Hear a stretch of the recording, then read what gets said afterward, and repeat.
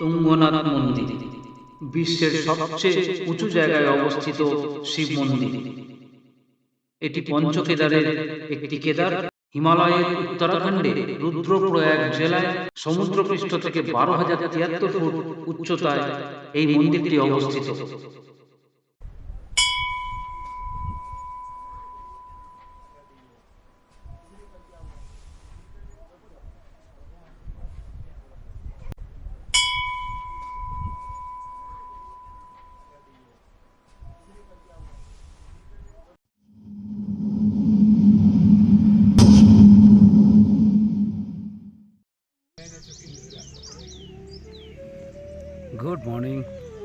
Good morning from Chopta.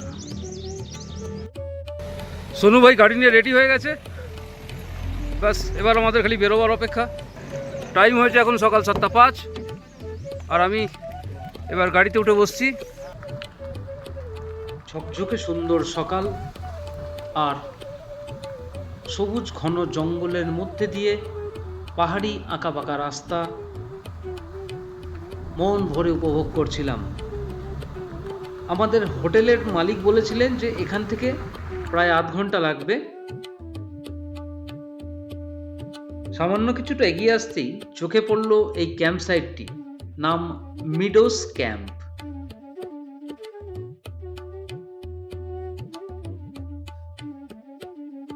সাদা মেঘের আড়াল থেকে মাঝে মাঝেই উঁকি মারছে স্নো ক্যাপ মাউন্টেনগুলো।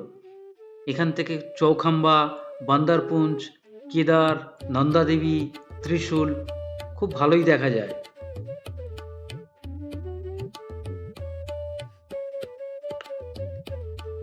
গাড়িতে উঠে বসার সঙ্গে সঙ্গেই জয়ন্তর মুখটা আজ খুব ভারাক্রান্ত লাগছিল।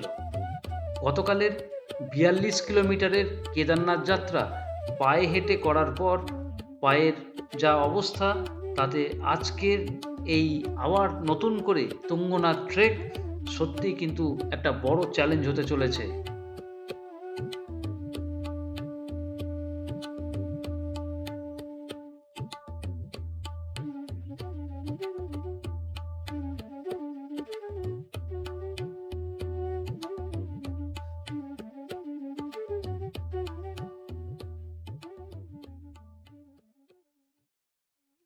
যাত্রা শুরুর প্রায় আধ ঘন্টার মধ্যেই আমরা সেখানে এসে উপস্থিত হলাম, যেখান থেকে আজ আমরা তুঙ্গনাথ দর্শনের জন্য পায়ে হেঁটে ট্রেক স্টার্ট করব।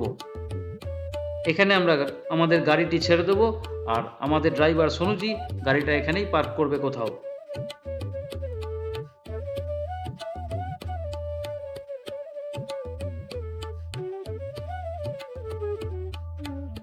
বাবা তুঙ্গনাথ দর্শনের আগে আমরা চা বিস্কুট সেবন করে নিচ্ছি।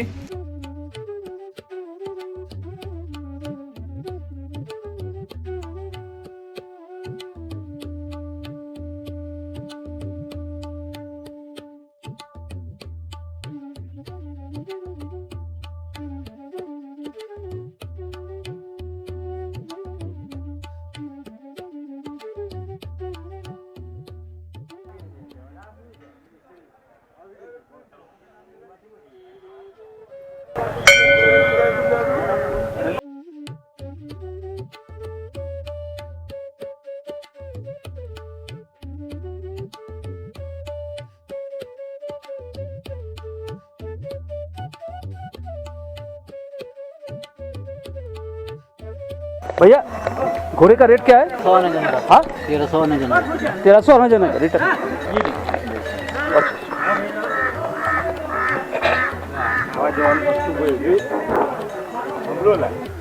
ঘড়িতে এখন 7:53, জাস্ট 5 মিনিট ওপরে এসেছি। চোপতা তুঙ্গনাথ চন্দ্রশিলা ট্রেক, এটা কেদারনাথ ওয়াইল্ড লাইফ স্যাংচুয়ারি আন্ডারে পড়ে।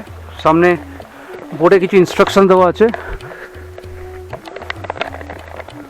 সবাইকে রিকোয়েস্ট, সুন্দর এই প্রকৃতিকে তোমরা বাঁচিয়ে রাখার চেষ্টা করো, নিজেদেরকে একটু সংযমী করো, প্লাস্টিকের ব্যবহার বন্ধ করো। যদি কখনো ইউজ করতেও হয় সেটাকে ইউজ করে নিজের কাছে রাখো, প্রপার জায়গায় গিয়ে ডাস্টবিনে সেটাকে জমা দাও। এখানেও একইভাবে লেখা আছে, say no to single use plastic. আমরা সবাই দৃঢ় প্রতিজ্ঞ হয়ে এই সংকল্প নিই, প্রকৃতিকে আমরা সবাই রক্ষা করব। চোপতা তুঙ্গনাথ চন্দ্রশিলা ট্রেকের একটা এখানে ম্যাপ দেওয়া আছে, রেড কালার। চোপতা থেকে ট্রেকিং রুট তুঙ্গনাথ যাচ্ছে, তুঙ্গনাথ থেকে তারপর চন্দ্রশিলা চলে যাচ্ছে। আবার চন্দ্রশিলা থেকে নেমে এটা আমরা লেফট উইং দিয়ে বাঁ দিকটা দিয়ে যাচ্ছি, ডান দিক দিয়ে একটা ওঠার রাস্তা আছে, সাউখার্ক বলে একটা জায়গা আছে। আসার সময় অনেকে ওখান থেকে এসে এটাকে একটা সার্কেল ট্রিপ করে, চন্দ্রশিলা সামিট কমপ্লিট করে তুঙ্গনাথে আসে। তুঙ্গনাথে এসে এবার বাঁদিকের রাস্তাটা ধরে সাউখার্ক বলে যে গ্রামটি আছে সেখানে এসে নামে। अब गुजरात से हो ना? हाँ, गुजरात से।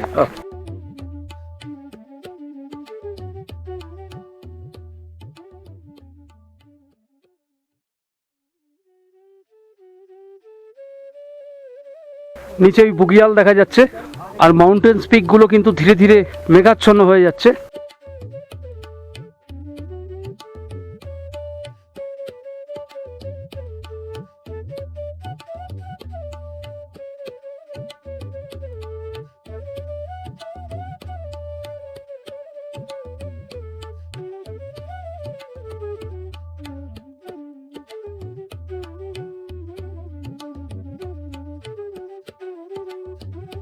এটা সেই সুন্দর বুগিয়ালটা। এমনিতে রাস্তা তো ওই দিক থেকে আছে, আমরা একটু রাস্তা থেকে নেমে এলাম বুগিয়ালটা দেখার জন্য। অসম্ভব সুন্দর। জয়ন্ত কিছু একটা মন্তব্য করছে গাছ লাগাবার ব্যাপারে। ভালো মাটি তো সবসময় নরম আর ভেজা, হ্যাঁ গাছ লাগালে যে কোনো গাছ হয়ে যাবে, ফলের গাছ হোক কি ফুলের গাছ। তারপর 5 বছর পরে এসে দেখবো সেই গাছে কত ফল হয়েছে। জয়ন্তকে খালি এখানে রেখে যেতে হবে। প্রকৃতির এই সৌন্দর্যকে কিছুটা হলেও ধরে রাখার উদ্দেশ্যে প্রচুর ছবি তুললাম আর প্রচুর ভিডিওগ্রাফি করলাম। আর জয়ন্ত শান্ত হয়ে বসে দু চোখ দিয়ে প্রকৃতির এই সৌন্দর্য উপভোগ করছিল। অদ্ভুত সুন্দর একটা জায়গা। ধীরে ধীরে সেই ওপরে উঠতে হবে, ওই ওপর দিয়ে, তারপর সেখানে অনেকটাই চড়াই আছে। এখানে কোনো শর্টকাট ইউজ করতে দিচ্ছে না। কারা করতে দিচ্ছে না? লোকাল এখানে কিছু ইনফরमेशन আছে। तृतीय केदार भगवान तुंगनाथ जी से 2 किलोमीटर ऊपर स्थित छोटी चंद्रशिला के नाम से प्रस्थान समुद्र तल से 4000 मीटर की ऊंचाई पर। জয়ন্ত একটা ইনফরমেশন দিল, এখানকার মাটিগুলো একটু ভিজে, নাইলন নেট ফেলা আছে, কেউ যদি শর্টকাট নিতে যায় লোকালসরা তাদেরকে বারণ করছে। যাই হোক, এটা রিস্ক ফ্যাক্টর, সেজন্যই অবশ্যই বারণ করছে। মাটিগুলো নরম আছে, পা দিলে মনে হবে স্টেপ রয়েছে, যেই পা দেবে সে স্লিপ করে পড়ে যাবে। চলো ধীরে ধীরে এগিয়ে যাই। এখানে অনেকটা শার্প বেন্ড আছে। কাক দেখতে পেয়েছি নিচে, এটাকে আমরা দাঁড় কাক বলে থাকি, সেই কালো একদম কুচকুচে কালো যেটা। আর এখানকার কাকগুলো সাইজেও একটু বড়। আবার একটা টি পয়েন্ট পেয়ে গেছি।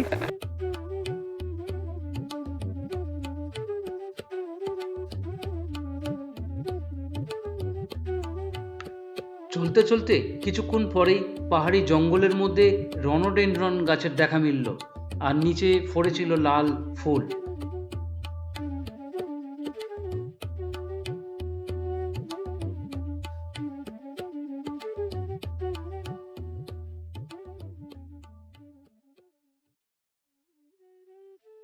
হর হর মহাদেব। হর হর মহাদেব। আমরা যখন ওপরে উঠছি তখন কিছু যাত্রী দর্শন সেরে ফিরে আসছেন।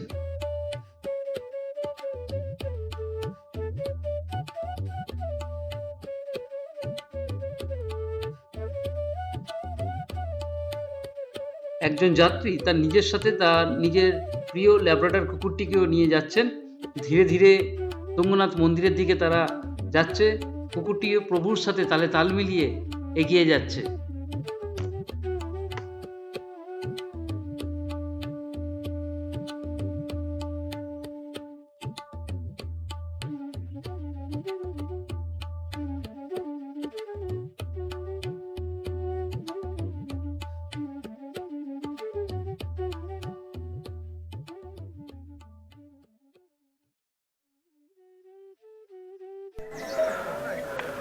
ওই দূরে জয়ন্ত আসছে, জয়ন্তর হাওয়া বেরিয়ে গেছে। শুধু আমি যদি কিছু বলি, ভয় ভয়ে জয়ন্ত তাড়াতাড়ি আসছে। আমিও সামান্য হাঁপিয়ে গেছি। জয়ন্ত নো হারি, ধীরে ধীরে এসো।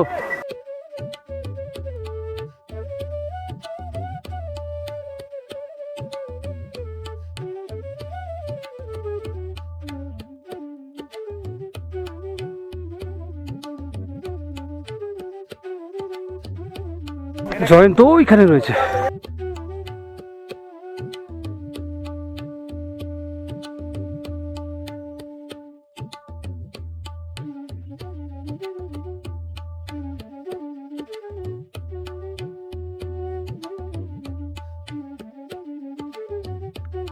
প্রায় 2.5 কিলোমিটার খুব স্বাচ্ছন্দ্যের সাথে ট্রেক করার পর চলে এসেছি নেগি ম্যাগি পয়েন্টে। এখান থেকে তুঙ্গনাথ মন্দিরের ডিস্টেন্স প্রায় 1.5 কিলোমিটার।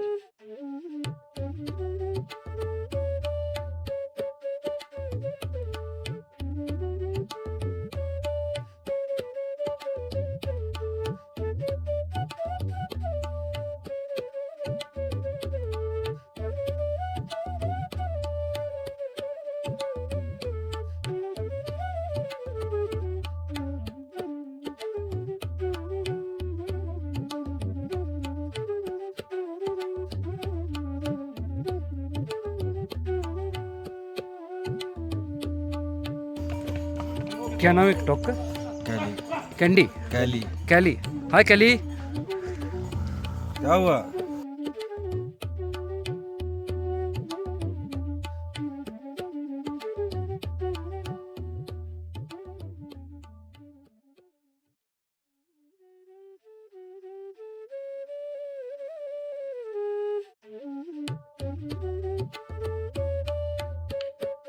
কয়েকশো মিটার ওপরে উঠতেই আর একটা নতুন টি পয়েন্ট, হোটেল দেবদর্শন। এতে কিছু থাকার ঘরেরও ব্যবস্থা রয়েছে। 200-300 টাকার বিনিময়ে এখানে রাত্রি যাপন করা সম্ভব, আর সমস্ত রকম খাবারও এখানে পাওয়া যায়। মন্দিরের আমরা যতই কাছে যাচ্ছি তাতেই চড়াই বাড়তে থাকছে। একটু বেসামাল হলেই একদম পেছনে গড়িয়ে যাওয়ার সম্পূর্ণ সম্ভাবনা রয়েছে।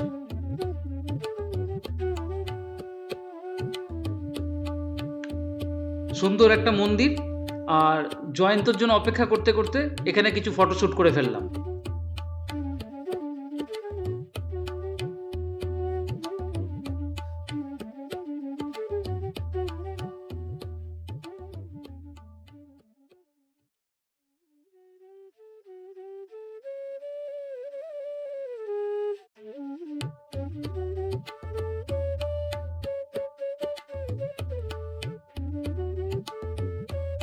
हेलो बेटा, क्या है आपका नाम?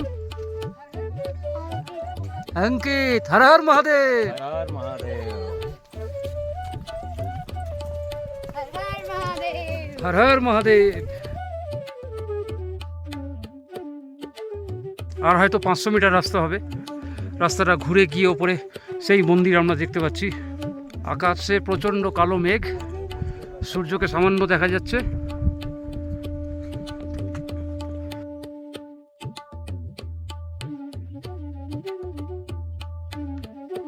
এখানে পরিচ্ছন্ন টয়লেটেরও ব্যবস্থা আছে। বিভিন্ন দোকানে বেশ সুন্দর সুন্দর পসরা সাজিয়ে রাখা আছে, আর সাথে তুঙ্গনাথ বাবার মন্দিরের ছবিও বিক্রি হচ্ছে। প্রসাদ হিসাবে নানা রকম আকারে বিভিন্ন মূল্যের প্রসাদ বিক্রি হচ্ছে। মোড় ঘুরতেই যেটা চোখে পড়লো সেটা দেখে তো একদম অবাক হয়ে গেলাম। একদম তুঙ্গনাথ দেবের মন্দিরের সামনে এই থাকার হোটেলটি, হোটেল নীলকণ্ঠ। এছাড়াও এখানে বাবা কালী কামলিওয়ালা ধর্মশালারও ব্যবস্থা রয়েছে, যেখানে রাত্রি যাপন করা যেতে পারে।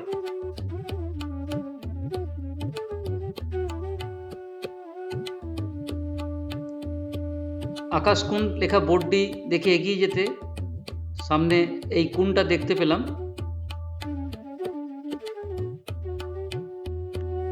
বাবা তুঙ্গনাথ দেবের প্রসাদের পসরা নিয়ে বসেছেন এখানকার দোকানদাররা।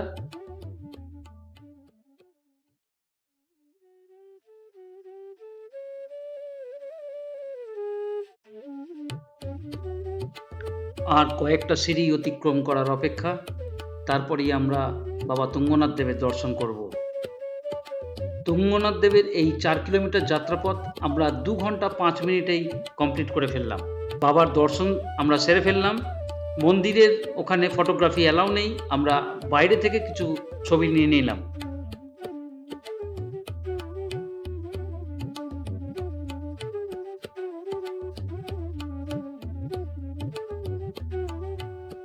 তুঙ্গনাথ দেবের দর্শন আমরা করে ফেলেছি। মন্দিরে ফটোগ্রাফি অ্যালাউ নয়। ঘড়িতে এই মুহূর্তে সময় সকাল 10:20। এবার আমরা চেষ্টা করছি চন্দ্রশিলা সামিট করার জন্য, কিন্তু প্রচণ্ড ওয়েদার খারাপ হয়ে এসছে। মন্দিরের পাশ দিয়ে চলে যাওয়া এই সরু রাস্তাটিতে প্রায় 1.5 কিলোমিটার হেঁটে গেলে আমরা চন্দ্রশিলায় গিয়ে পৌঁছতে পারতাম। আবহাওয়া অনবরত খারাপ হতে থাকায় জয়ন্ত একটু নিমরাজি হলো, তাই আমরা সিদ্ধান্ত নিলাম আমরা এবার নিচে নেমে যাব।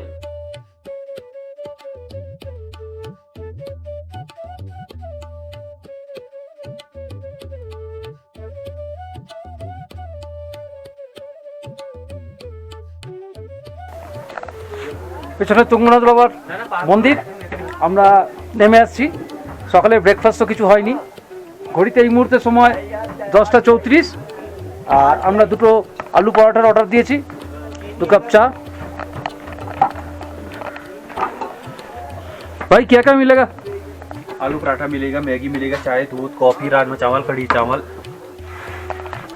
সব কিছুই এখানে পাওয়া যাবে, মানে ইভেন রাজমা চাওয়ালও পেয়ে যাবে, কোনো চিন্তার কিছু নেই।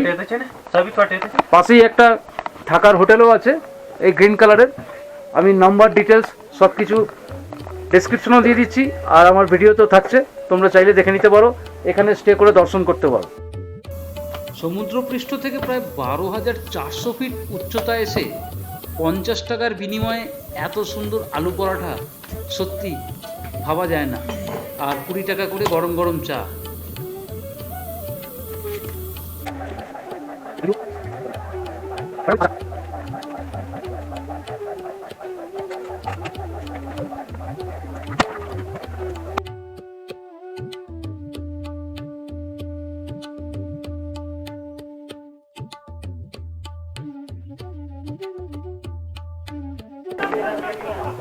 শেষবারের মতো তুঙ্গনাথ দেবের দর্শন করে আমরা এবার নিচের দিকে নেমে যাচ্ছি। ওয়েদার খুব খারাপ হয়ে এসছে। যারা ঘোড়ায় করে এসেছে এই 50-60 মিটার আগেই ঘোড়া থেকে নেমে পড়তে হয়। এখানে ঘোড়া রাখা আছে, পেছনেও কিছু ঘোড়া রাখা আছে। ঘড়িতে এই মুহূর্তে সময় 10:58। একটা আপডেট দিয়ে দিই, দিনের ফার্স্ট হাফটা একদিনও বৃষ্টি পাইনি বলে আজকে আমি রেনকোট ক্যারি করিনি। সামনের ওয়েদারটা কেমন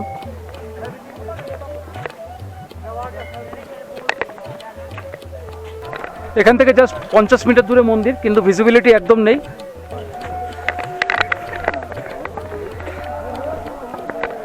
একজন যাত্রী কাঁধে তার বাচ্চাকেও নিয়ে আসছে। হ্যালো বেটা,